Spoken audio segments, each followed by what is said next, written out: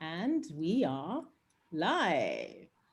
Okay, hello everyone. So good to see you all. Welcome to John Lavenia's Success Mastermind. Today, 18th of November, 2020. I always seem to slow down when I talk about the date. When I mention the date, I don't know why. I feel like I don't want to get it wrong. Is today the 18th? I had to ask my husband before I came on. Today's the 18th. Good to see you all. Those who are watching on YouTube, welcome also. I see all the lovely faces, some behind the camera, some, not. But anyway, good to see you today. So it's, I never really take the fact that, I have this slot every other Wednesday. I never really take it for granted. I think it's a blessing to be able to share my thoughts and get your thoughts as well. So Adrian set the scene so beautifully yesterday, inspiring us all to finish the year strong. It may only be 5 weeks to the end of the year, but I still believe, and I'm sure everyone else does, that the possibilities are endless. So Adrian, thanks for a powerful session. And, like in the words of many, you were on fire last night. So thanks for that. So whether we finish strong, the year strong or not, I think it's a matter of choice. And every day we are making choices that every day we make choices, every step of the, every time, well, during the course of the day, from when we wake up right through to when we go to bed, depending on whether it's nighttime or daytime, depending on our schedules, we have to make choices. And some of these choices are so routine that we don't even think about them. A good example of one of those choices for me would be around 4:50 p.m. GMT. I open up my calendar, I click on join the general session for GLSM, right? Or maybe in the morning, 5:50 a.m., I get ready to go for my daily walk. So today, I want to spend some time talking about the power of choice. And I'm actually going to do things differently than I have been in the past by actually using slides. So just bear with me 1 second whilst I share my screen.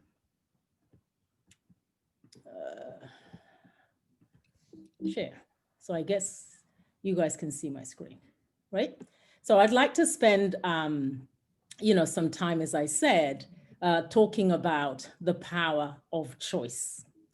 So what is and in today's discussion, I want to explore, what do we mean by what is choice? How do we define choice? What affects our choices? What are the consequences of the choices that we make? And some tips to choosing wisely. There's so many ways in which when we make decisions, we have to consider a lot of options, but I just cannot narrow down a few ways in which we can choose wisely. So before I dive into the topic, I'd like to tell a story about the pedestrian and the cyclist. So last week, I think it was middle of last week, I went for my daily walk. And my husband and I went for a walk, and a cyclist went past us. She slowed down and she said, you have headphones in. I've been trying to get round you two about 5 times for about 5 minutes or so. And she had headphones in as well. And she said, I know that pedestrians have priority. However, I could not get past you, right? And my reaction, my instinct wasn't to say anything, but I just thought, what came to my mind was, you didn't have a bell. My music was low. I could have heard if you had a bell. and you also had the headphones on. So she kind of mouthed it off and cycled away. That was the first instance. And then yesterday it happened again. So my husband was walking ahead of me and I was paces behind because he walks really fast. And this guy cycled past me and he looked back and he said something. So in my mind, I'm like, am I swaying as I'm walking? How comes these cyclists can't get around me? He said something and he cycled off. And why is this relevant? I think it's relevant because I was faced with a choice of how to react, but in both situations, I actually let it slide. And what was quite interesting was, as I caught up with my husband, so he slowed down and he was waiting for me, and this cyclist actually got to him, and they were talking.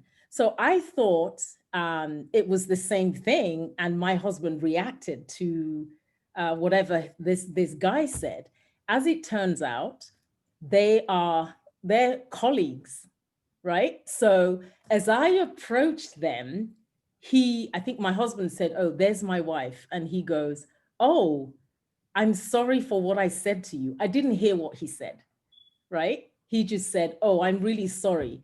I'm sorry for the words I said to you." And I thought, I said, "Oh, yeah, fine. I didn't even hear what you said."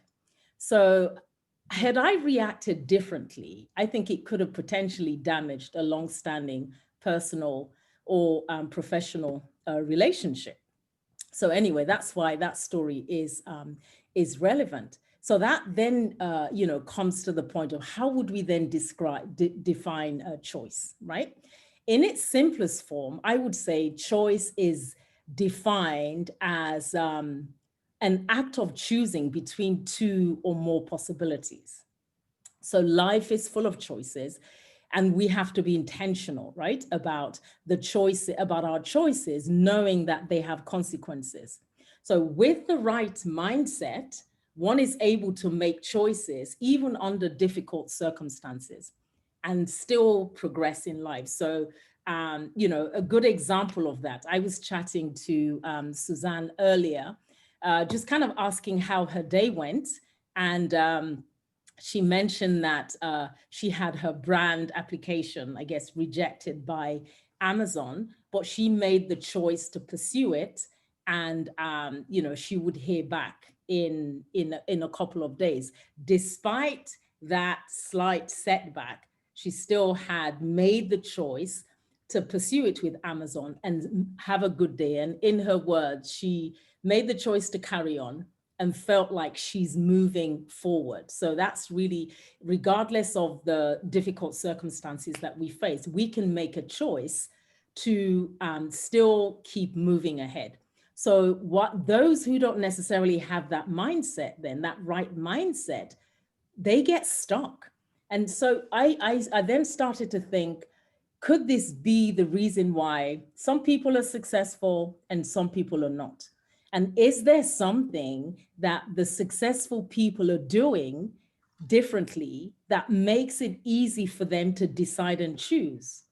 My answer to that would be yes, because they have a different way of looking at things. It's perspective, right? We could choose the right perspective. So I would then say that successful people are more process oriented and take impactful action and don't allow emotion cast a shadow on their choice. And really, that should be us. I could hit a stumbling block in, like my business venture and, get in a rut and say, oh, it's not working. I'm done with this. Or I could make a decision and take impactful action and just kind of move things ahead. I think it was Monday. It was in Monday's session where John talked about choosing to get things done whilst ignoring the distraction. That distraction could be a setback. It could be noise. It could be, it comes in any forms. It comes in many forms. And like an example would be activities which don't necessarily take us closer to our end goal. It might be not priority. We focus on it because it's easier, and we use that as an excuse to, as a way to take us away from achieving our goals. So I would say that in order to make the right choices, we have to have clarity of purpose, right? And that then, once we have that clarity, it enables us to achieve our end goals. And a clip from Alice in Wonderland actually I think this sums this up really, really well. It says, it was when Alice came to the fork in the road, right? And she said to the Cheshire Cat, "Which road do I take?"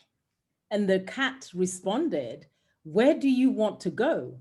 She goes, "I don't know." He then said, "Then it doesn't really matter." So if we don't know where we're going, any road will get us there, right? So which comes back to the point of, like clarity of purpose. If we're very clear in what we need to get done, then making the right choices becomes a lot easier. So knowing what we want or where we are headed then helps us make the right decisions, sorry, right choices, which ultimately drives our daily decisions. And something that Robert Kiyosaki mentioned in one of his books, he said, your choices define your fate. And take time to make the right ones. If you make a mistake, that's fine. Learn from it and don't make it again. Thomas Edison is testament to that statement, actually. So, given that perspective, what would we say influences our choices? And I have, there are actually too many things that impact our choices. I'll just touch on a few of them.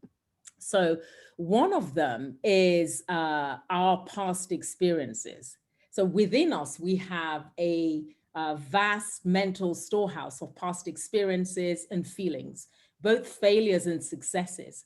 So as such, we may be more daring in some situations, or we might be more cautious based on the experiences that we've had. So that would be the first. And then the other would be, how driven are we? How driven are we as individuals in terms of, what we want to achieve? How are we keeping our eyes on our goals? That guides our choices as well. The other one would be how much we think or don't think about the possible consequences. Because sometimes we might approach things mindlessly where we don't think about the consequences.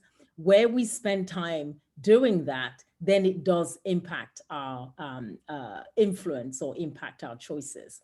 The next one would be how much research do we do? So before we get into anything, we have to educate ourselves, right? So that's, we hear this time and time again in this group where, we have to spend time to study, to understand, then be understood. A good example I have here is in diversifying our income streams. How much time have we invested in understanding the opportunity or the sector? A number of people here are, engaged with e-commerce. I'm sure nobody just woke up one day and said, "Oh, I'm going to get involved. I'm going to become an Amazon seller." It must have taken some research, exploring or understanding the opportunity, assessing the options, and then people went with one option over the other. Another thing that impacts our influences our choices is our inherent or unconscious biases.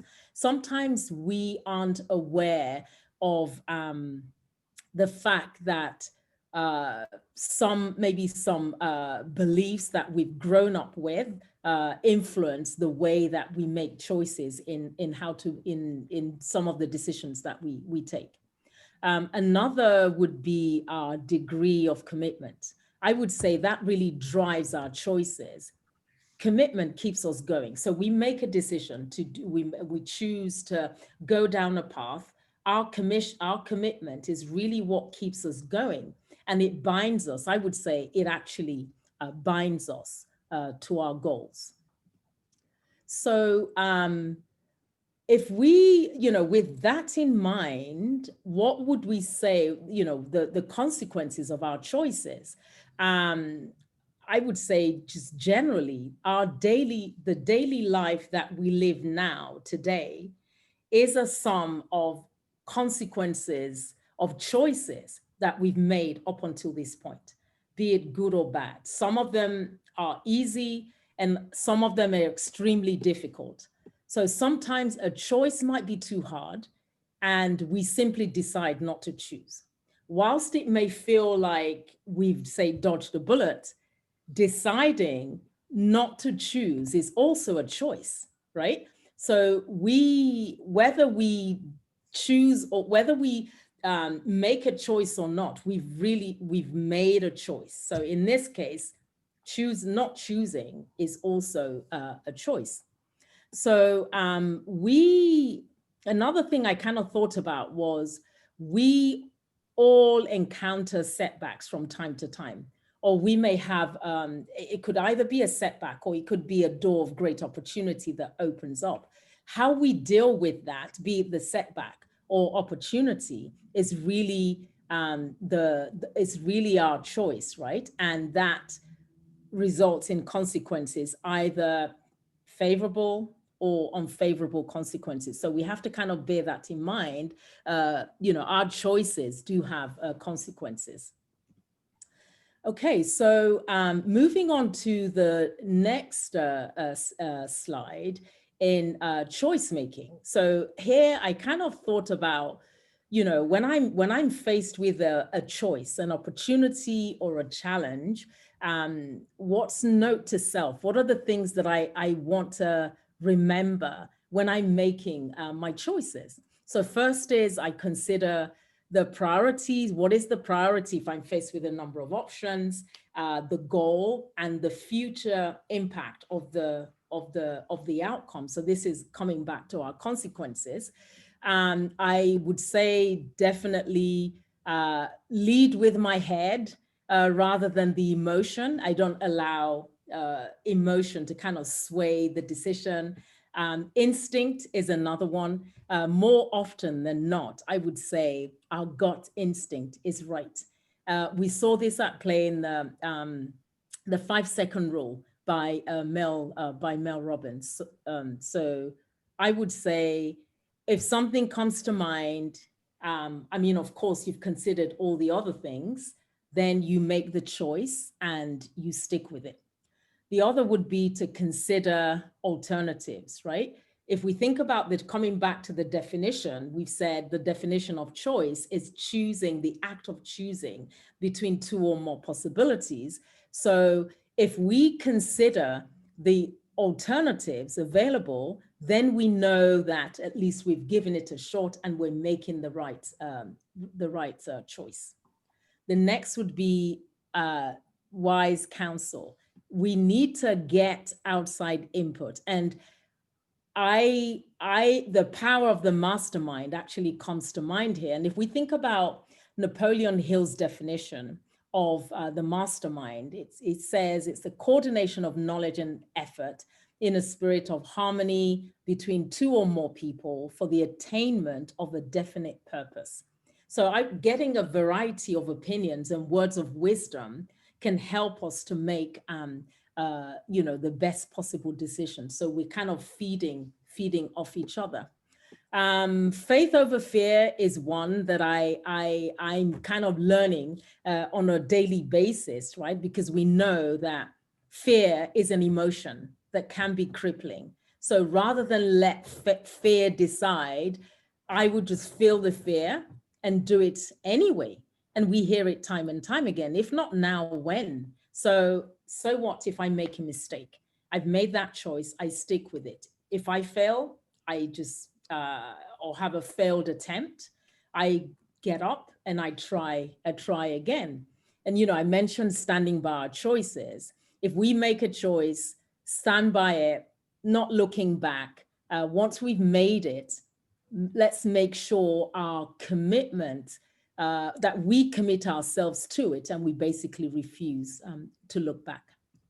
So I actually threw in this model from a business perspective. I actually find it really useful, the DECIDE model. It was designed for the healthcare sector. However, I think it applies to all business decisions that we have to make. So as you can see from the acronym, DECIDE. So firstly, we're defining the problem, we're establishing criteria, we're considering all the alternatives, like I mentioned earlier, consider what our options are.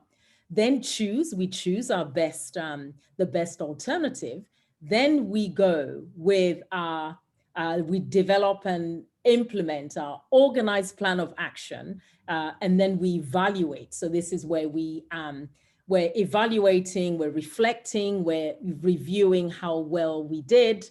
And, if there's any changes that need to be made, then we go and we make those changes. So I kind of thought I'll throw that in there. It's something that I've used in the professional setting. So I actually, ending this, I actually wanted to leave with a quote by John C. Maxwell. And I actually really love that quote. It says, life is a matter of choices, and every choice we make makes us. So as we intentionally make our choices, let's make them count. We heard the great, Ivier summarized very, very nicely Adrian's session last night. Let's make our choices count. Let's keep our eyes on the goal that we've set before ourselves. Whether we operate on a rolling year, a 12-month year, a 12-week year, let's run this race with grace and endurance. Let's run the race with faith and diligence, with consistency, with persistency, topped with definiteness of purpose. And I mentioned this yesterday, and I believe it's actually worth mentioning again. We've made a choice about 6 months ago to sow seed into fertile ground. I would say that fertile ground is this mastermind group, right? We've tilled that soil for months. We've engaged by, we've engaged with each other, by giving, by growing, by learning from each other. And the consequences of this tilling of the soil, I would say, is in some shape or form, we're all thriving. We're inching forward towards our goals in one way or the other. It might be a little step. We have this habit of celebrating small wins, right? So the truth is, although we're not quite there, or in some case, some of us aren't quite there, the harvest is explosive and it's yet to be seen. And I actually totally believe that the best is yet to come, because we're in the right place to make the right choices. And with that, I would say thank you for listening. And the floor's open for questions. I'm going to stop sharing so I can see. Okay, thank you. I don't see any hands up. Wow, 76, 46 people. Okay, any thoughts? Stuart. Okay, sorry. Yeah, there we go. Stuart, you're up first. Right. Oh, what a great topic, Égo. Thank you. It's always a pleasure to listen to you. And I really appreciate, let's say, the continuity with piggybacking off of Adrian's chat yesterday. I've been thinking a lot about decision and choices, and a lot of what you're saying really just brought up a lot of things for me. The first thing I think about when you talk about choice, I see it as duplicitous, let's say, because you can have a choice, but then you can make a choice, right? And having a choice implies potential and possibilities, right? Making a choice implies narrowing that down to one thing, right? And then once we make that choice, then we're affecting the future outcome, whether it's of events, experiences, the version of ourselves that we want to be. I would define choice, and I would almost say um, that it's synonymous with decision, right?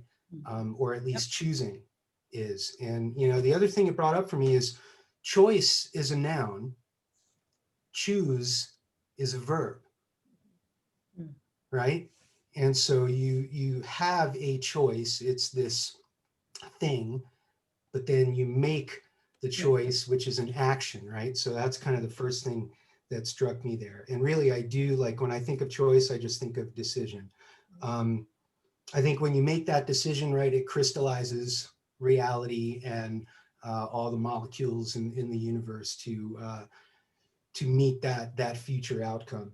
I think, you know, when you talk about like the skills or that process of making a decision, right?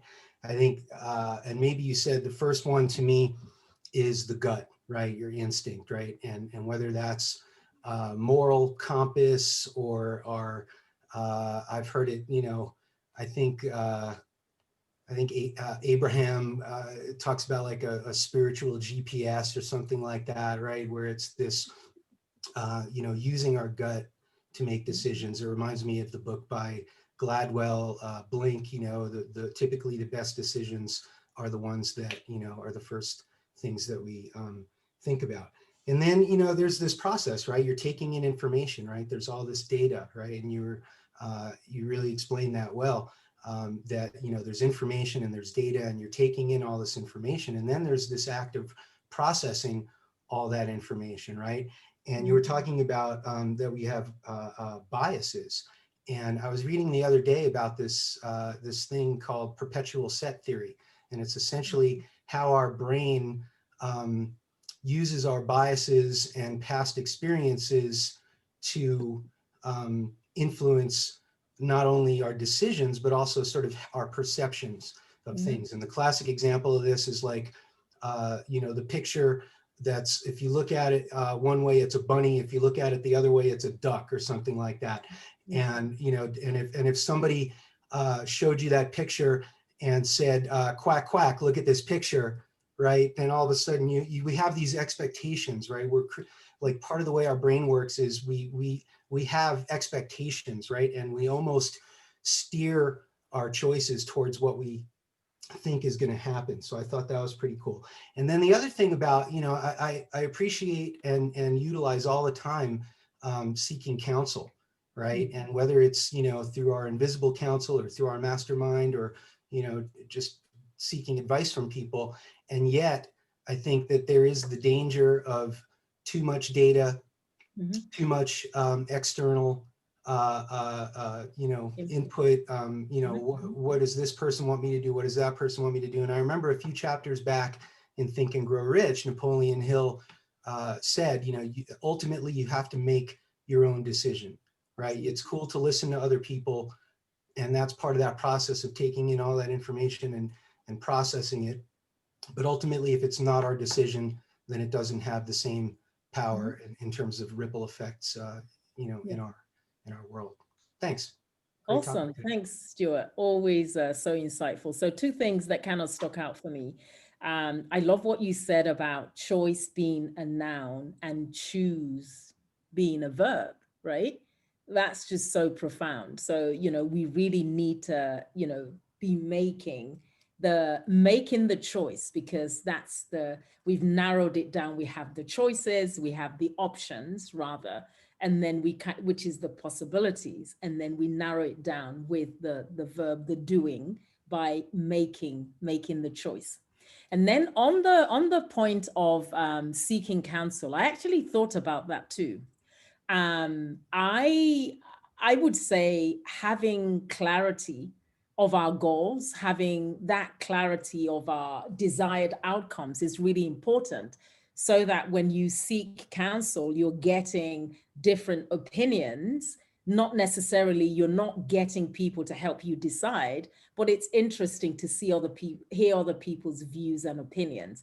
And then it, I guess it would be some sort of a check to see how objective am I in my considerations, how open-minded am I, and how does this align with my ultimate goal. Well, anyway, thanks for that, Stuart. Always insightful. Okay, so we have Mark and then Virginia. Good morning, Égo. Good morning, everybody. Hi. Égo, this is a great topic for me this morning. I just wanted to take a moment too to say I am getting through your book here, and I really am enjoying. I'm really enjoying the reading.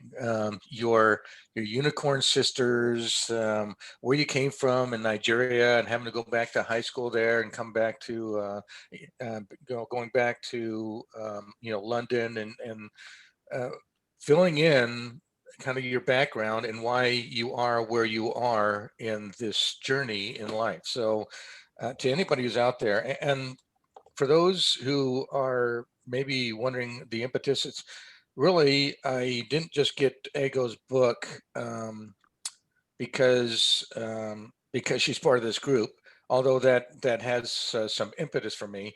But I lost my mom to mammalian cancer. She went through 2 mastectomies and 10 years worth of that, that whole effort.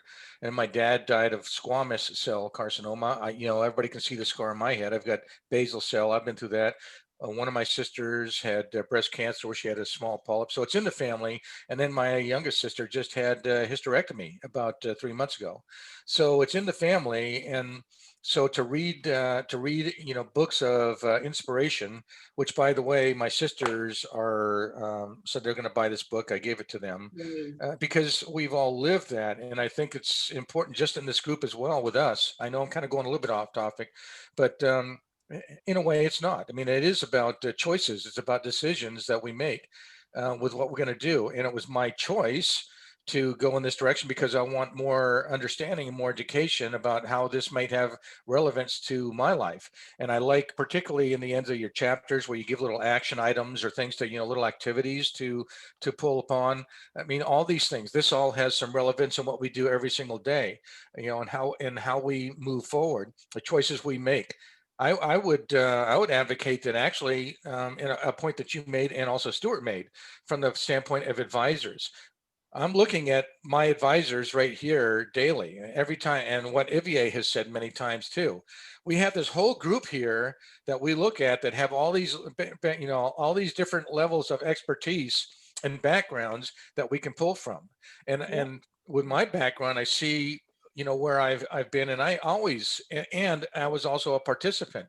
It's important to have advisors. It's important to bounce things off other people. It's, what is it they say? A plan's only good to the point of execution.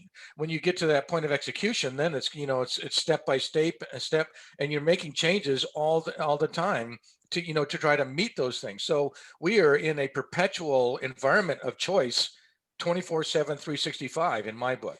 So I look at, and then I was making some comments in the chat too, these points of procrastination and indecision.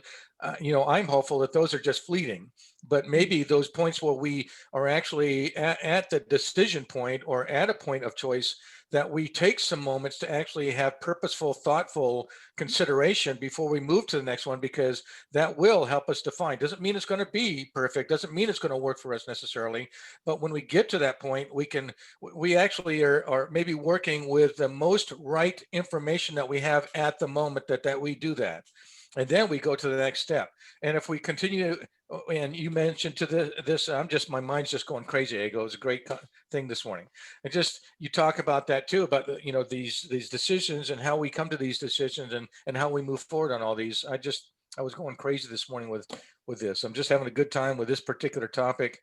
I'm just enjoying it. I'm blabbing now, but I just having a good time, and decisions and choices, they define us absolutely every moment of every day. And we really need to take that into consideration as we move forward. But we can't be fearful of them. We're going to make some decisions and choices that maybe do not work so well for us. But then we have to make the choices that bring us back on track.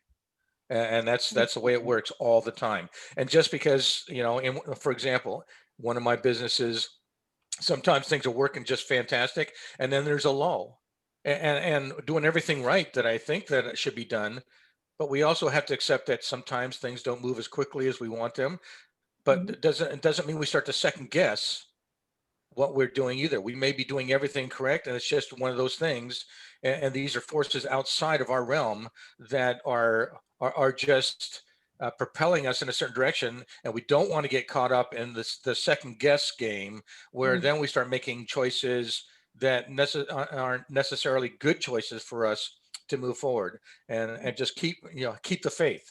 Your book about faith, I mean, that's another thing. It's just keep the faith, keep forward, keep believing, and don't give up, and just make as good a choice as you can as you move forward. Thanks for I love listening. you, Mark. Laugh here. I'm just saying, throwing it out there. So insightful. Thank you so much. And there's something that I remember from Think and Grow Rich. Didn't Napoleon Hill say that we make decisions quickly and then change them slowly? So it's like failing and failing fast, right? So that way we're learning and we're growing from it. Thank you so much, Mark, for your great insights. Okay, Virginia, you're up. Hi, good day, everyone. So I have to tell you that I came in probably about 20 after the hour, and I'll give you a good reason why. But what I saw was the topic. So now I have to go back and watch this. The topic was perfectly in line with the reason I was late. So in trying to finish up my cookie book, I had some components that I needed input. I was hoping somebody in the distant Italian family I'm connected with had the answers to. And I'd left this person two messages over the last couple of weeks, never responded. And then I left I got a gut feeling, which the law of attraction says, when you get that gut feeling, you have to go with it, And so around a half an hour before we were scheduled to start this, I got this gut feeling, call him now, just leave a message. So I did. I left him a very lighthearted, I'm still waiting for you to call me back type message. And then I also texted thinking that maybe the number I had was a cell phone. So he called just at the top of the hour, and I was on the phone with him. It was wonderful. He gave me additional information that I didn't have that I can really use. His father is one of the bakers in the family, and so he's passed on and he's baked, and now I'm on his cookie distribution list that he's going to send me for Christmas. But I just felt, and he texted me all these recipes and gave me hints, and I thought, when I got off the call and I joined on this and it was about making a decision, my decision, if I could not get a hold of him, was going to be, I still needed the information. I had to find a harder, more difficult way to acquire that information. And because I went with my gut, we'll try him one more time, don't give up yet. And it all just happened. He says, I'm going to email you. And then he just texted me the pictures. And in 20 minutes, John, it was done. Favorite word, done. And it just made me excited that I didn't say, oh, well, he's not calling me back. I'll have to do this the hard way. It's just like, try him one more time. Just keep going. And so that was a big win for me this morning. And then to come on board and find that your topic was addressing that, the choices we make, the decisions, and not let maybe old victim mentalities rule that, oh, well, he's not taking me seriously. No, you know what? I've got editors telling me to put this in hardback. This is a serious endeavor. You need to call me back. I need to talk to you. Okay. And he did. He said it was the voicemail. It was the voicemail you sent, because I get a lot of telemarketers. I wasn't really sure who you were.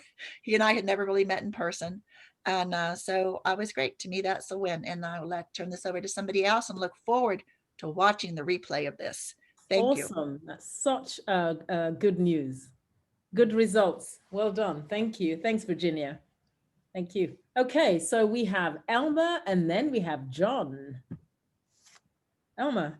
Oh, hey everyone. Oh my God, I thought I was after John, so thankfully I'm ahead of him. Ego, this is such an excellent topic, especially to build upon what Adrian had started off yesterday. And the thing that really resonated with me most was your point of clarity of purpose. And I think to even build upon that is to begin with the ends in mind and envision it. Now that Hong San's working and I'm home alone, Olivia's at daycare, it's sort of like I always have to make the choices of what am I going to do today? And, I always try and think, oh, well, how do I want to end my day? Like, I don't want to be running ragged once Olivia comes back home from daycare. Like even this morning, I know she's sort of congested from the cold that she's been sort of trying to, fight. And, I already now have it. I was like, you know what? I think it'll be best if I just make her lentil soup this morning rather than wait till she comes back. Because, I also want to spend time with her. And I think the fact if you have the ability to envision how you want to be in a state after you make your decision, I get there's a little bit of emotion in that, but I think that's okay. Because I feel like, I want to be at home, like errands are done, food is made, and both Hong San and Olivia, like, come home and we can actually spend time together rather than us running ragged, like, oh, things still have to get done. And I think just by envisioning where we want to be with, and starting with the end in mind will really help, like, craft or put our mindset in which choices we make throughout the day. And the months and years, et cetera, et cetera. So this is such a great topic. Thank you so much. Thanks, Elma. I actually I love that, starting with the end goal in mind. And when I was just before I logged on, I thought about the quote that you put up yesterday, but I prepared my slides already, so I didn't want to make any changes, but I couldn't remember it. And I had such a busy day. I was going to go back and watch the replay so that I could see what you said. But I think it's along the same lines, right? Of envisioning our end goal and, working towards it. And in order for us to do that, we have to have that clarity of purpose anyway. Right. Yeah. I mean, the quote that I said that I had up was, if you want something that you've never had, you're going to have to do something you've never done. That's it. Okay. I couldn't remember it. Yeah. But thanks for that. I'll post it on the Facebook. Yeah. Okay, please do. And then, really considering the outcomes, right? So we're thinking about the consequences as we make our choices, as we make our decisions, right? So that's also quite key. Anyway, thank you for that, Elman. You're such a great dad. Thank you. I try. Livia's blessed to have you as a dad. Thank you. And of course, Hong Sang as well, the husband. I'm the lucky one, actually. Oh, bless you. Okay, thank you. We have John. Hey, John. Hey, my friend. Are you in Doha? I am in Doha, yes. Wow, all the way from Doha. Now, question for you. Do I say Qatar or Qatar? How do you pronounce it? Qatar. Okay. Yeah. So like cutter, like we're cutting something. Yeah, exactly. With a K. K-A-T-A. Right. I see Q-A-T-A. Yeah, no, I know, but it's pronounced Qatar. Okay. Very good. I always mispronounce You Americans call it Qatar. All right. So, and how far are you from the Gulf? Are you on the water or no? Yes. It's just there, like 3 minutes. That's why I can go for walks every day. My goodness. All right. What a 10 world. kilometers. Did I confuse you? And the closest I've ever been to your location is Dubai, which was a thrill. But coming from the background, I grew up in the United States, right? The Persian Gulf, and I mean, isn't that whole region just like a bunch of a bloodbath? Like it's just a nonstop bloodbath. Well, no, not exactly. I showed up in Dubai, and like it was like more American than America, right? People are standing in line wearing their clothing in standing in line for McDonald's, right? They love McDonald's and Dubai Mall. Anyway, why am I mentioning all that? Because I I have the power of choice to see things as I'm told to see them, or to see them as objective reality.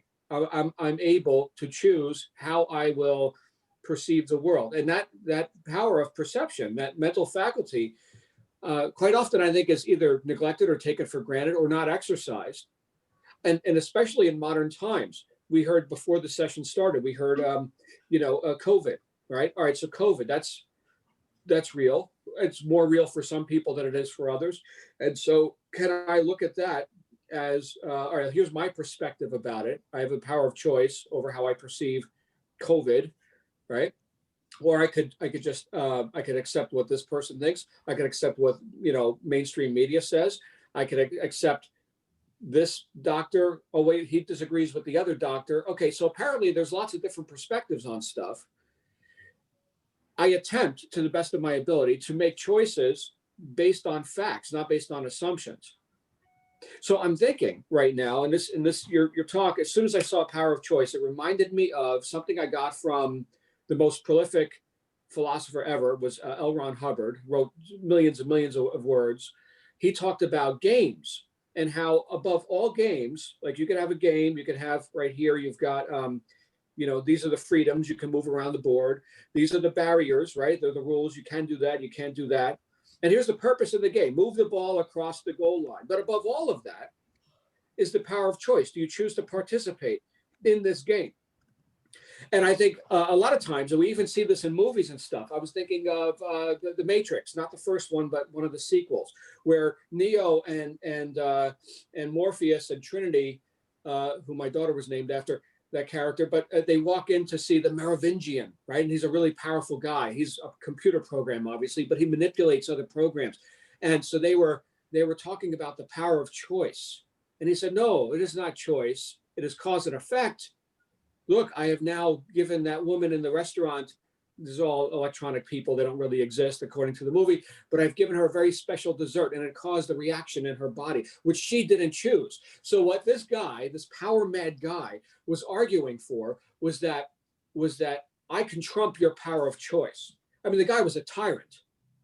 That's what he was. He was a villain in the movie. And so I'm thinking for myself, isn't that the case right now with me and how I react to stimuli in my environment, including those which I think would gladly remove my power of choice and yours. So the idea that you even brought up the topic is, I think, terribly empowering, and it's one that reminds us of the self-determinism that we must exercise, right? If we are intending to have any effect, right? Because again, cause and effect, the law of laws. Okay, fine, but does that mean power of choice is also something that we are consistently exercising, or in fact, are we, because it's easy to do, are we blaming others? That would be the opposite, right? I abandon my power of choice. It's your fault that I'm experiencing whatever displeasing thing, right? Blame is really, really sexy. People love that, right? Victim society, my goodness, that is so easy to sell. So easy to sell. I don't subscribe, but millions of others do. So thank you, Égo, for reminding me that I have the power of choice today and every day, that I choose to recognize and use it. Thank you so much. Oh, thank you, John. I love that perspective. There's nothing more I can add to that. But I like the the whole idea of it's easy to blame and we can choose to do nothing. I mean, choosing to do nothing is a choice, or doing nothing is a choice. But then in our minds, and maybe sometimes we vocalize it, we have our crutches, we have our reasons or excuses, for not doing something. And it's, we can be convincing in doing that, but then we have to remember that we have that power of choice and we have to exercise that right. Thank you. Thanks, John. Okay, we have Mandy and then Alison. Hello, everybody. I've got so many things written down here. I've just tried to narrow it down. Go back to what you said about the not doing anything being a choice, because that's what I wrote down originally as well. And I think as long as you know that you've chosen it to not by staying somewhere, so if you're in an unhappy relationship or an unhappy job, as long as you know that you're staying there because you have a reason to stay there. So you're staying there, for example, because they offer you flexible working and you need that flexible working because you've got children. And therefore you're choosing not to move on at that time. And I think that is okay. You can say, I've made that choice. It's when you don't know if you're making the choice or you think you don't have a choice that it can become an issue, because there's been people in my teams before who said, well, we're here. And I said, but you've always got a choice. You do not need to stay here. You know, you're unhappy. Always remember that you have got a choice. And I had to make a big choice to do this Amazon program because something I knew I was possibly going to get made redundant earlier in the year because we were going through a consultation. And so before that, whilst that was going ahead, I applied for another job, doing the same sort of thing that I was doing then. And because of COVID, it took a long time for that process to actually go through. And so I'd already just about found Amazon, and just found the blue sky just before I then got an interview for this other job. And it was like, am I going to have to make this choice? And it comes down to the thing that I think some people don't want to make a choice because you need a guarantee that it's all going to be right in the future. And what I found that really helped me, which might help other people, is what I'll get to in a second, because I thought about it and I thought something in my gut was going, yeah, something doesn't feel right. And I was thinking, it's because I don't want the job. Even if I get this job, I don't want the job. I know deep down inside, I don't want it. I want to do Amazon. But what do I say to people? My parents, if I turn around and tell them I've turned down a job, when I've got enough money to last me about 6-7 months.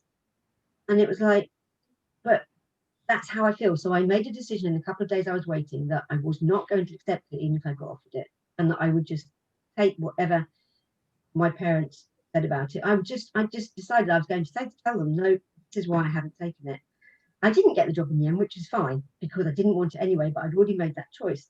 But one of the things I found is that when we make a choice, we can only go with what we've got now. We don't know what is in the future.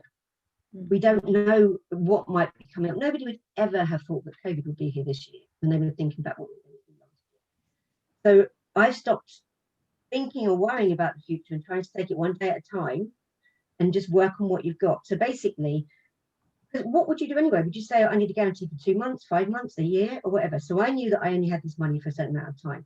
And then a couple of months in, I got a phone call from where I was before, and I was told that I had some pension that I'd earned on that company.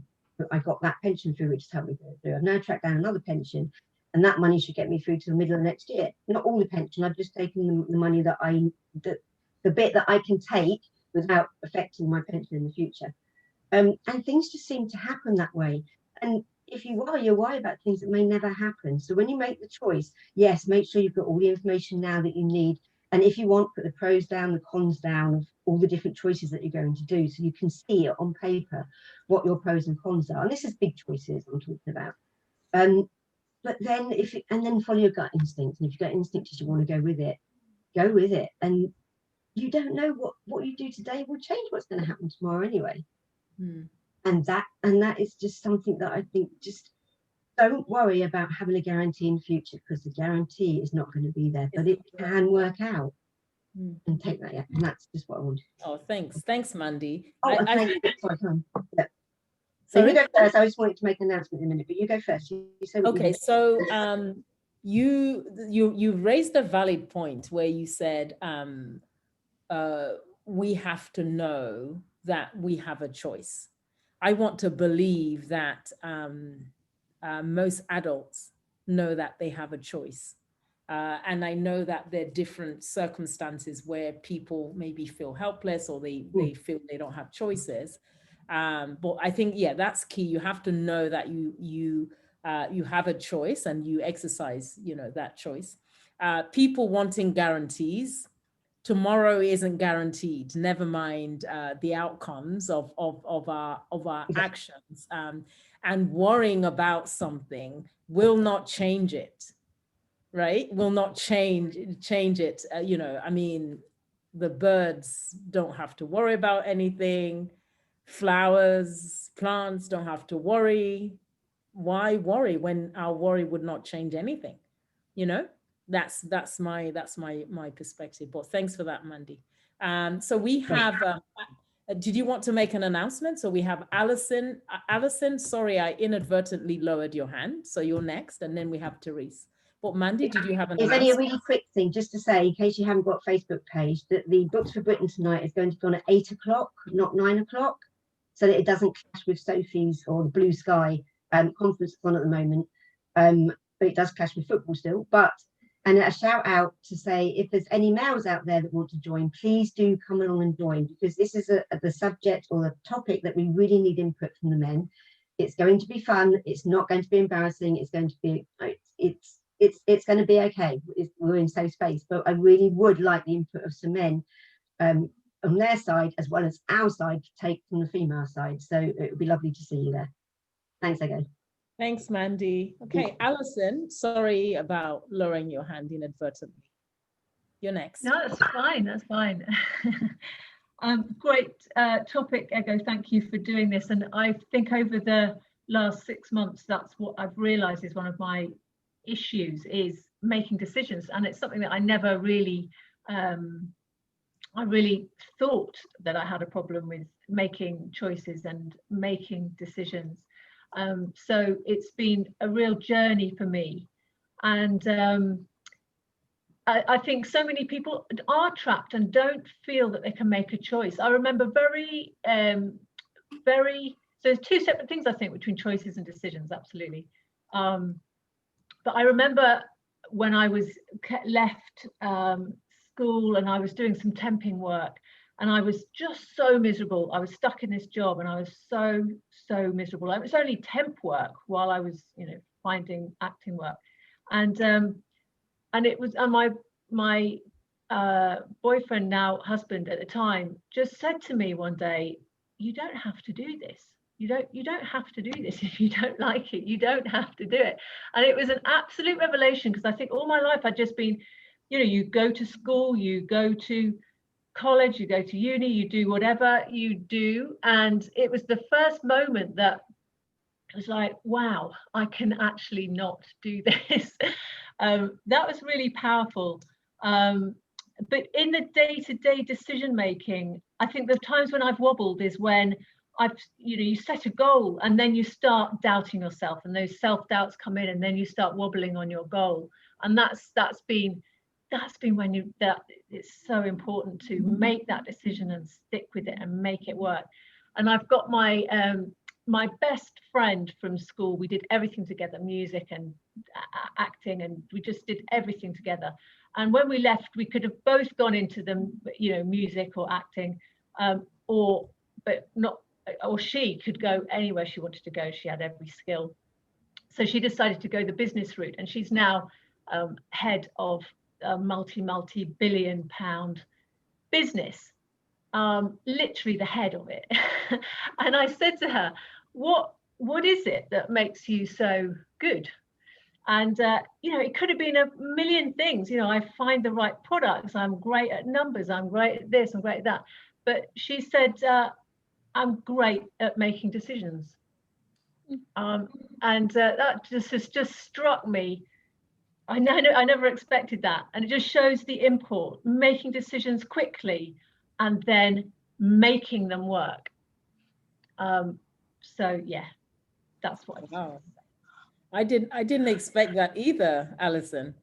I think that's really that's amazing, the power of being decisive. I always like to say that I'm a bold yes or bold no person, not in between. I don't and ah, just yes or no, unapologetically, especially if it's a no, Well, thanks for that, Alison. Okay, we have Therese, and probably end with Therese if there are no further hands up. Therese? Hello. Hi, Égo. Apologies for joining a little bit late this morning, just about 10 minutes late. I made a choice to take a call, and that I knew was probably going to last a little longer than 9, but it was a great call, and I'm glad I did it. I love the topic today, choices choices, choices, choices. So for me in my life, I think it's been hard to choose a path. You know, I think, I don't know if the path arrived and then I chose the path that arrived. I don't know that I woke up one day and said, this is what I'm going to do. And then I made it happen. It was more of, there's all these choices. There's all these things I could do. You know, I think I have a lot of talents, and I sometimes I feel like get lost along the way, or have gotten lost along the way. And I've arrived to where I am. So I don't know, that's what kind of popped in my head. The thing that there's a song that I love by The Who, and you may have heard me talk about this before, but the seasons change and so do I, need not wonder why. And so, you know, the tree, like, you know, for me, nature is such a big metaphor for life. And, you know, the trees change, right? The colors change, the colors are changing now, the leaves are dropping, and I can see like the skeleton or the foundation of the trees. And they don't stop and wonder why, or they don't stop to decide, am I going to lose my leaves? Are my leaves going to change color?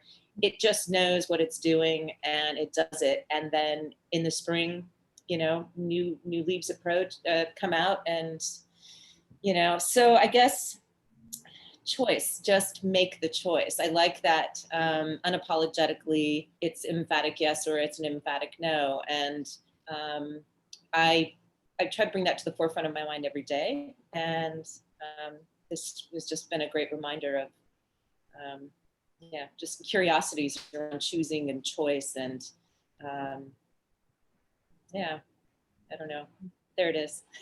Thank you so much. Thanks, Therese. Thank you for your insights. Always love to listen to you, actually, and everybody else. Okay, so right after, just a bit of housekeeping. Right after this, we have the hospitality suite. Then we have Books for Britain, which is an hour earlier, as Mandy mentioned. Then we have Life and Business Tools with Adrian, not Ego, not Adrian and Ego. I do apologize, because it'd be about 2 a.m. my time, at 6 p.m. Eastern. And we end the day with Networking Magic with Glenn Henderson at 9 p.m. Actually, we have another hand up. Evelyn. Hey guys, I just wanted to say thank you to Ego, as usual. I know that these calls, when we have the speakers, take a lot of work. So appreciation from all of us to you for the time you put into this. Second thing, I want to remind all of our darling procrastinators, imperfect and done is better than perfect and not done. Make a decision. That comes from John Lavenia. I hear that every day when I am doubting myself, should I do this or should I do that? And when I make the decision to move forward, you guys, I know I'm probably going to screw up. I have said that a million times, but that's how I keep on moving forward. That's how I learn. That's how I'm able to share all that with you guys, because I have messed up. I have not been afraid of tripping over, falling, but you know what? I got up and I move forward and I keep on going. And I'm going to leave you with this one. Good things never come from comfort zones. If we want success, we must get comfortable being uncomfortable.